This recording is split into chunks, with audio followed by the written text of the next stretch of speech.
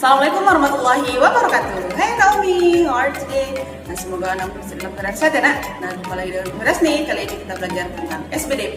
Nah, minggu lalu kita bahas mengenai pola lantai. Nah, sekarang kita masuk ke tema 4, subtema 3 di halaman 50 ya. Di halaman 52 ya nak. Nah, tapi sebelum belajar jangan lupa berdoa dulu ya nak, agar apa yang aku sampaikan langsung bisa dipahami. Oke Naomi, kita masuk ke materi kita selanjutnya di tema 4 subtema 3. Nah, kali ini kita bahas di halaman 52 ya nak, tentang gambar cerita. Nah, gambar cerita ini sudah pernah kita bahas di semester 1. Nah, Naomi mesti ingat karena gambar cerita itu, ya gambar cerita adalah gambar yang terdapat pada sebuah karya tulis. Nah, contoh gambar cerita bisa kita lihat di, nah ini contohnya nak, di buku, baru kemudian di komik, dan masih banyak lagi gambar cerita yang dapat kita jumpain ya nak. Nah, fungsi dari gambar cerita itu yang pertama adalah untuk memperjelas, menegaskan, dan memperindah suatu cerita. Jadi fungsi gambar di situ adalah menjelaskan isi teks dari sebuah cerita. Nah, itu dia tadi nak. Nah, jadi gambarnya itu memperjelas isi teksnya. Nah, gitu maksudnya nak. Nah, satu gambar cerita dia hanya menceritakan satu cerita.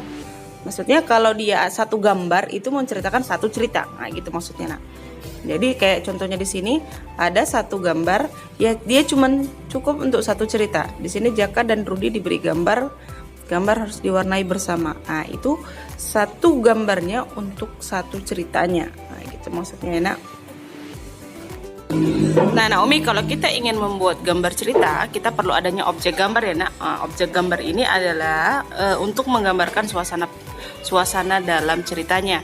Nah, objek gambarnya ini bisa berupa tumbuhan, manusia, atau hewan ya nak. Jadi objeknya atau benda atau suasananya ini kita mau temanya binatang atau manusia. Nah, jadi gambarnya itu objeknya berupa itu. Nah, gitu ya nak.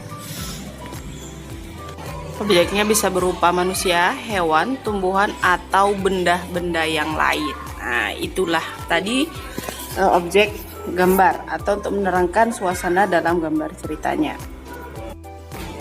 Oke Naomi, untuk langkah-langkah membuat gambar cerita, Naomi yang pertama harus menentukan ide atau gagasan dalam suatu ceritanya. Nah, yang kedua, Naomi membuat sketsa ya nak. Nah, bisa merupakan rancangan gambar. Kemudian yang ketiga, Naomi mewarnai gambarnya. Nah, untuk langkah yang pertama, menentukan ide atau gagasan. Nah, maksudnya menentukan ide atau gagasan itu terdiri dari tema dalam cerita. Nah, kemudian tema dalam cerita, kemudian tokoh, kemudian karakter tokoh cerita, suasana, dan latar cerita.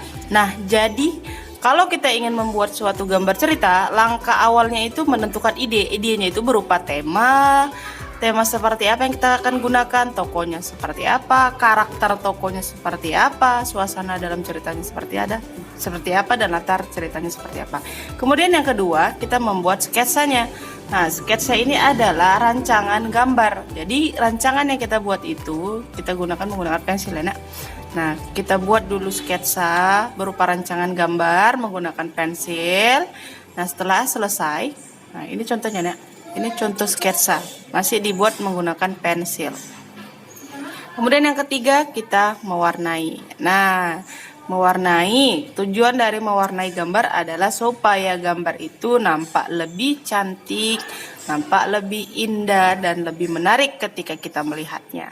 Nah, mewarnainya bisa menggunakan pensil warna, krayon, spidol, cat air, cat minyak, dan masih banyak lagi. Nah, itu tadi mengenai gambar cerita.